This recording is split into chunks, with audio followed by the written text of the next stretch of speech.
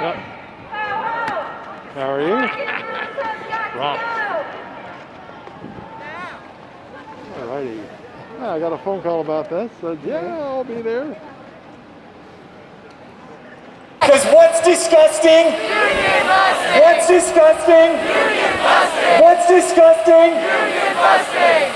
Now it is long time past the time to put the teeth behind the phrase essential. It is long past time to guarantee workers' rights, healthcare, living wages, and everything that these workers, nurses, teachers, factory workers, all of us deserving of dignity, all of us essential, all of us who are saying today, tomorrow, here, everywhere, enough is enough. All of us who are demanding power. What kind of power? What kind of power? We are millions. We will return day after day as millions, and nothing will turn us back.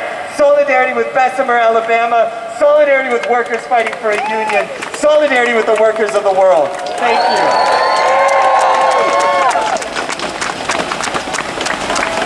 When I say worker, you say power! Worker! Power. Worker! Power. When I say worker, you say power! Worker! Power. Worker! Power. Worker! Power. Worker! Power.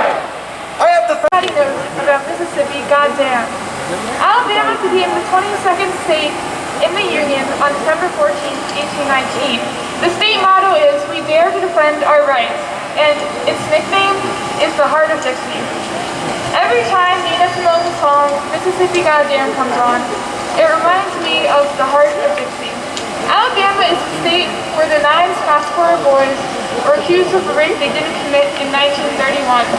Where Rosa Parks refused to give up her seat to a white man on a bus in Montgomery. The civil rights movement finds itself in the precipice of change, challenging corporate America and big business. Capitalism at its core is designed for greed and the mistreatment of its workforce, only concerned with driving its profits up at all costs. That cost is usually at the expense of its workforce, like now at the Bessemer, Alabama warehouse. They're being forced to work for low wages and in poor and in often unsafe working conditions to help Amazon's bottom line. Unions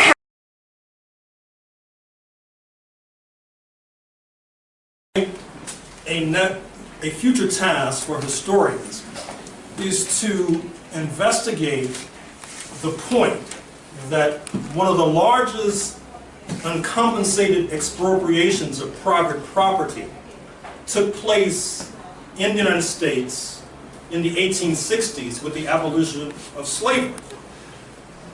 With the stroke of a pen, or maybe the flash of a bullet, billions of dollars in property in the bodies of enslaved Africans was wiped out. Unlike in the British Empire, where slave owners were compensated by the exchequer, the slave owners in the United States were not. They were duly punished by having their property taken. And in fact, when I teach classes, oftentimes go over to a student and take their smartphone from their hand. And, as they're surfing the internet, as they're supposed to be listening to me. And I say, this is called an uncompensated expropriation of private property. You're not very happy with me taking your smartphone now, are you? As a matter of fact, you might even want to take me outside and give me a sound drubbing as a result. And precisely that's what happened. Because the enslaved Africans were still around after their value was liquidated in terms of private property. Their masters were still around, not very happy with that prospect.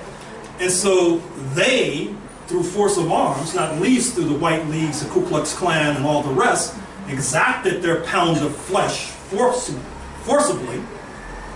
And in some ways, I don't think that psychologically or materially, the United States has come to grips with that point. That we oftentimes use the term racism, which I use a lot too. I probably used it in the past 45 minutes.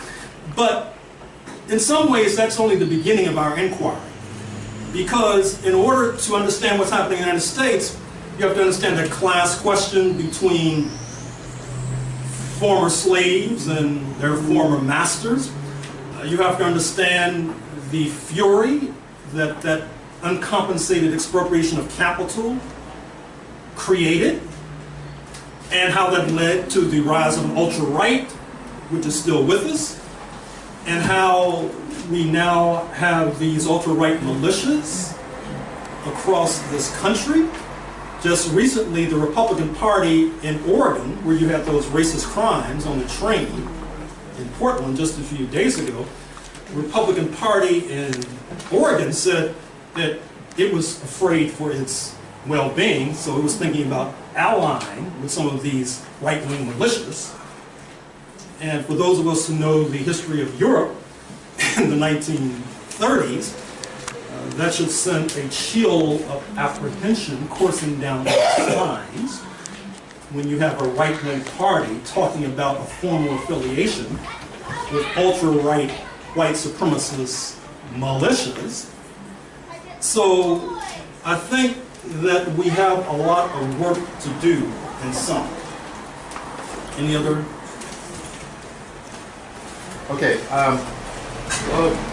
one last question before I leave. You notice that after the Trump walked down on the Paris Climate Agreement, individual cities and states decided to have their own climate policy in line with the Paris Agreement.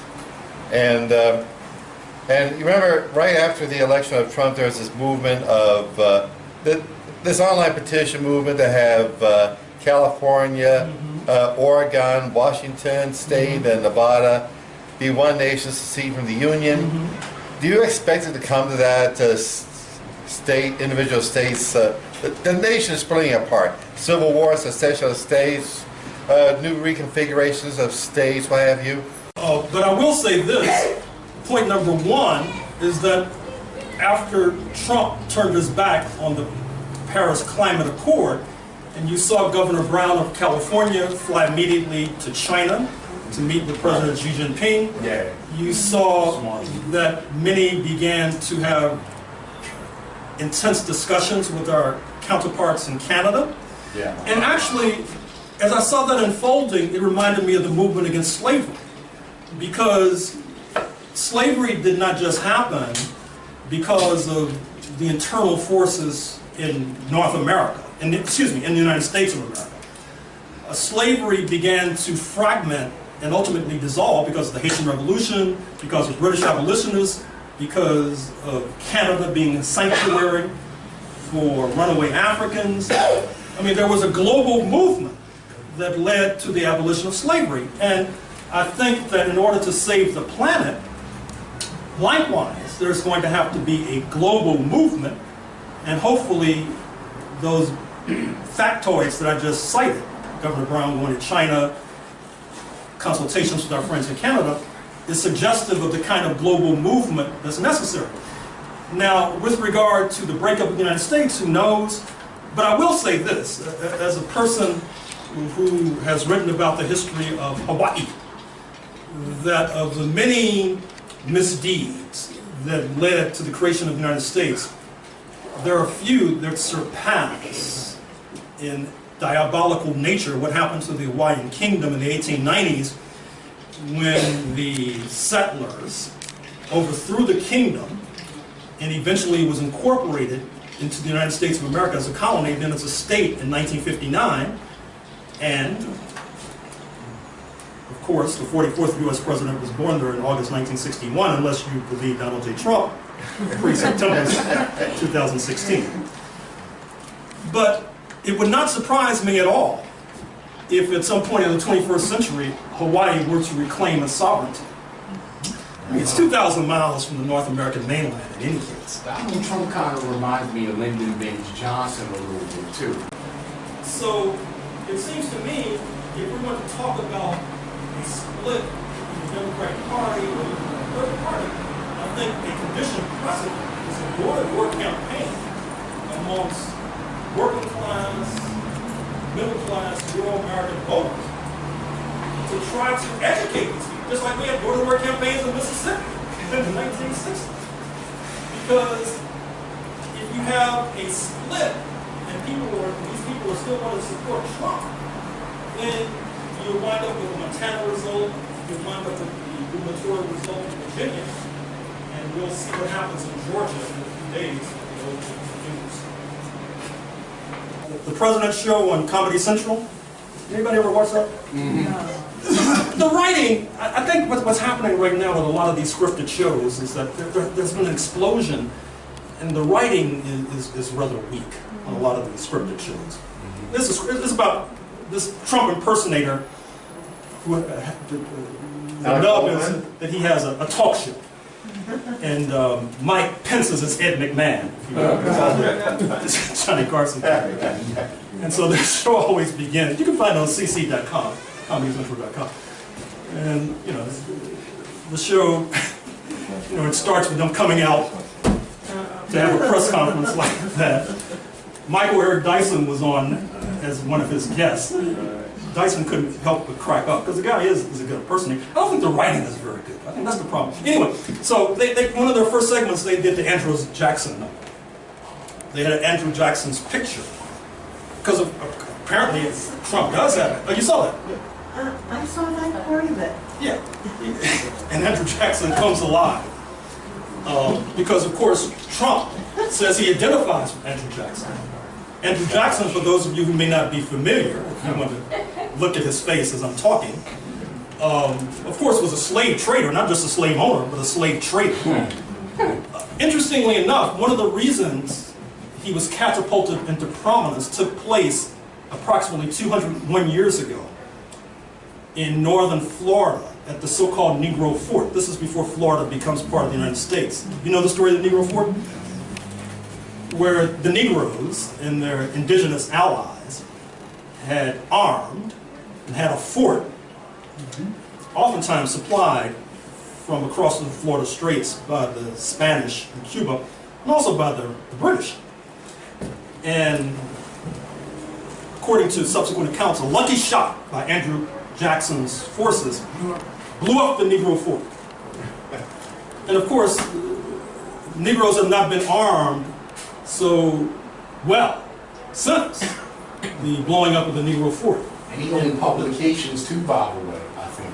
Sorry? He owned publications, I believe, too.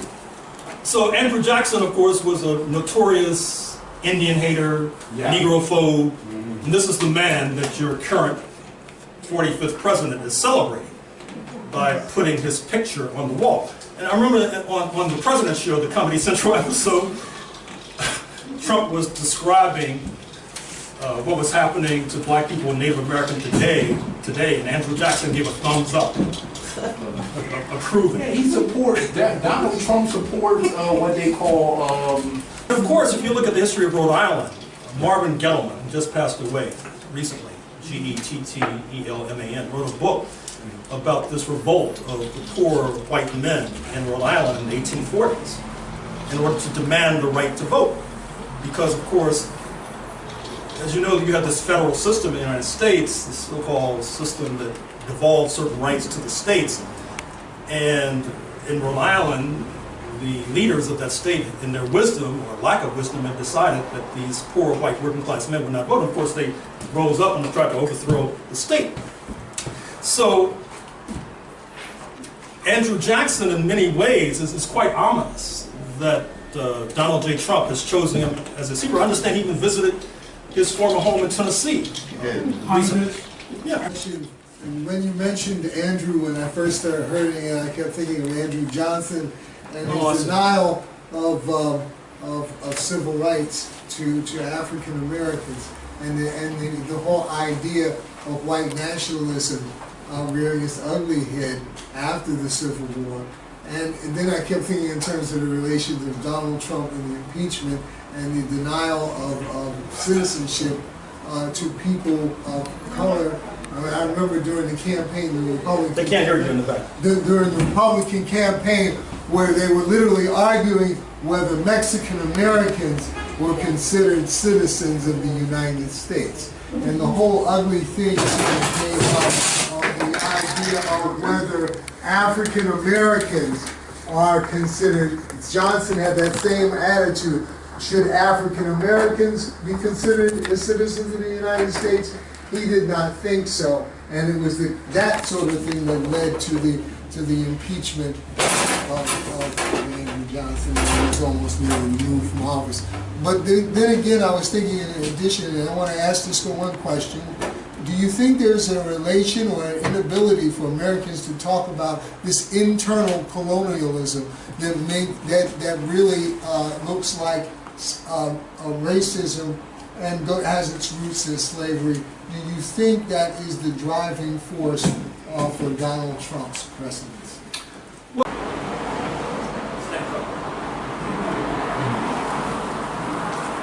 case of the 9 black youth in Scottsdale, Alabama, who were accused falsely of sexual molestation to American women, it led to an international campaign against Jim Crow, not unlike the international campaign against apartheid in the 1970s, 80s, up to 1994, that led to the retreat of that edifice of iniquity.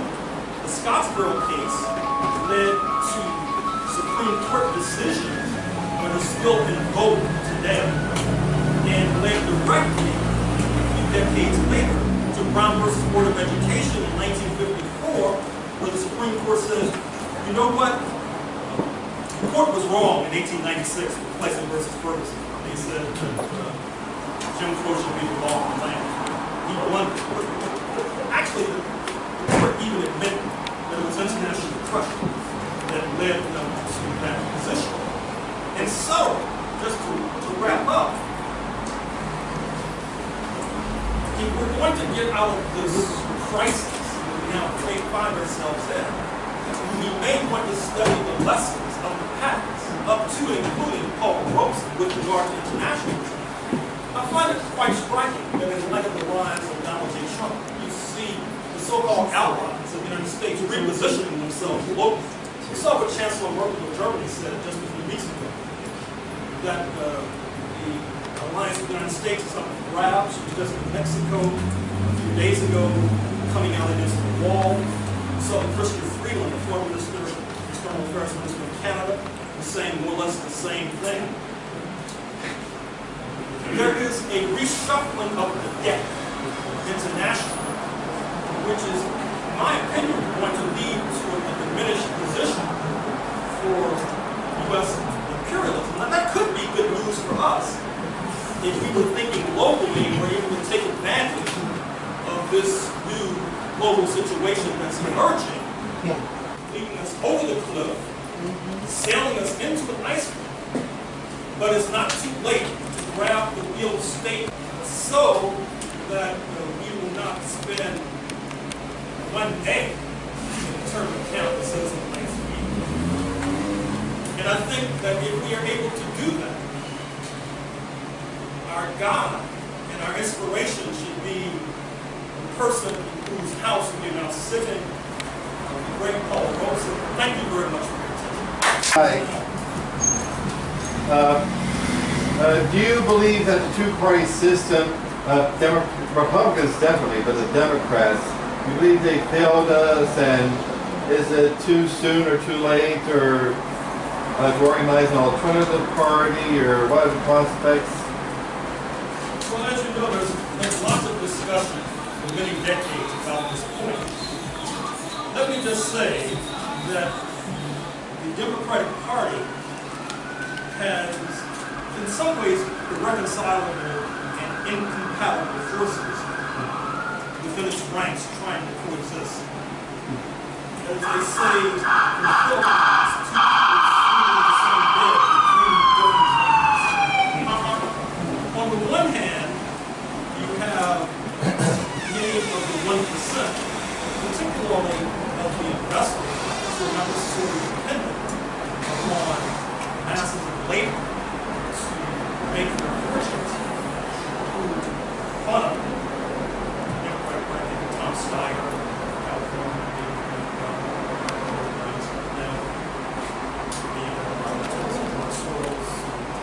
interestingly enough, Gerald Horne in his 80s, interestingly enough, helped to fund the neo-fascist forces who are now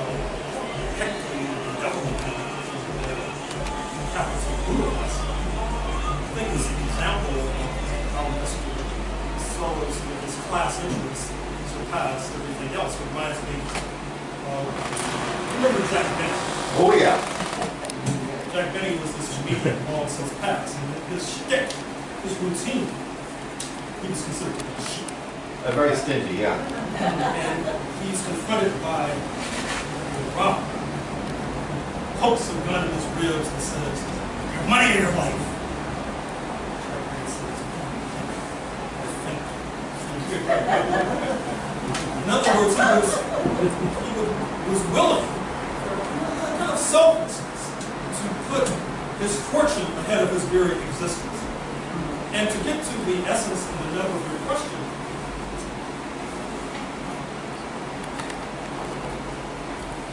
let's look at some few days. Mr. Ossoff was raised to record funding on the funds of our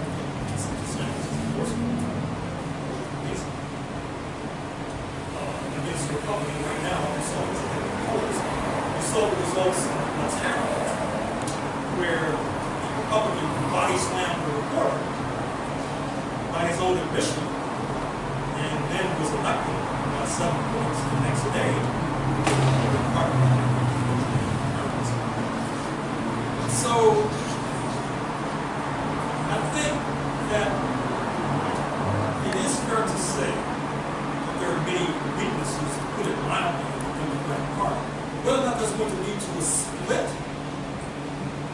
led by the Bernie Sanders and Elizabeth Warren wing, I think it's too soon to say. In any case, I think what needs to happen, particularly for those Trump, I was reading Business Week the other day, they were talking about how Trump's budget was going to really dismantle the SSDI, Social Disability Insurance, and how so many of the Trump base in Ohio, Kentucky, and West Virginia rely on SSDI. And that some of these people may literally be thrown to the streets if these cuts go through. But apparently, according to Business Week, this is my source, there doesn't seem to be any fragmenting or wavering in this base vote. Despite all of these scandals, despite evidence of structural justice.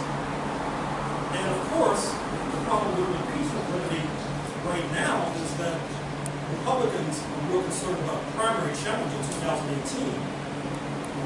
Above all, if they opt for the impeachment alternative. And even if they do, it's hard to see how 2/3 of the Senate are going to vote to remove Mr. Trump from office. So it seems to me, if we're going to talk about a split in the Democratic Party or the Republican Party, I think a condition precedent is a door-to-door campaign amongst working class, middle class, rural American voters to try to educate these people, just like we had door-to-door campaigns in Mississippi in the 1960s. Because if you have a split and these people are still going to support Trump, then you'll wind up with the Montana result, you'll wind up with the gubernatorial result in Virginia, and we'll see what happens in Georgia in a few days at the old news. Is that it? Oh. I got a couple questions. The board concluded that he was not up to the challenge of contributing to leading the resistance against Trump. Of course, he trotted out these statistics in terms of membership growth, online donations to Trump funds, what the board was maintaining. But I think the larger question, what happened to the NAACP, and also what happened to the American Civil Liberties Union 2, 2 and 3, is that they were compelled to go along with the red scare. With the case of the NAACP, they sacked W.E.B. Du Bois, their founder, on political grounds because he was seen as too far to the left. This happened in 1948.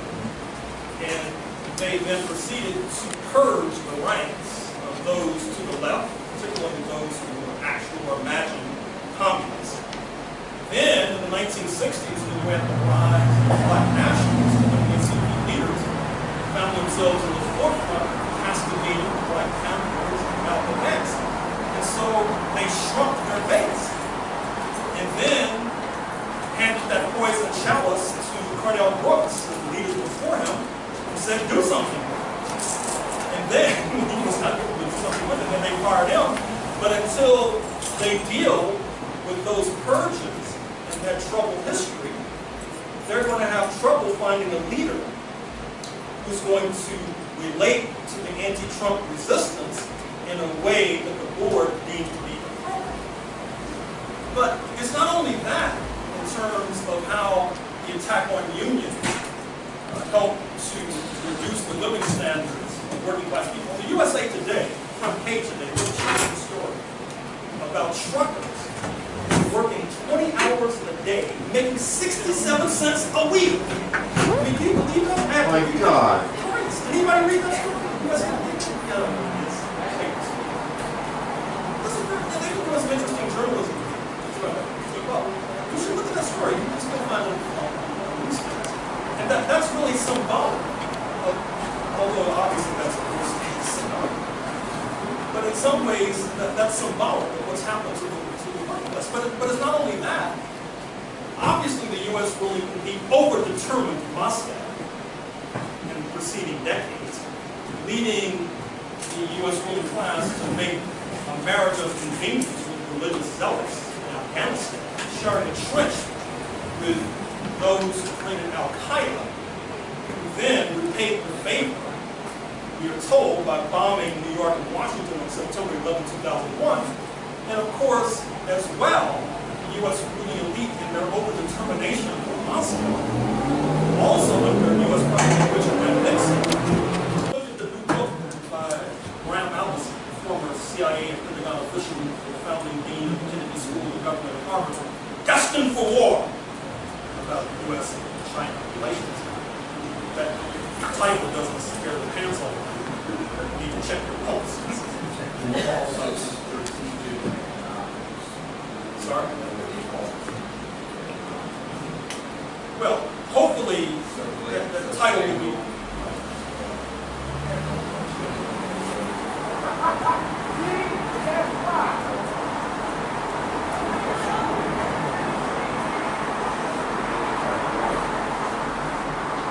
well, certainly, I will not feel that Professor Allison's title is helpful, but quite frankly, it's like reading the literary version of the movie Get Out. When you read that book, I don't know, anybody see Get Out?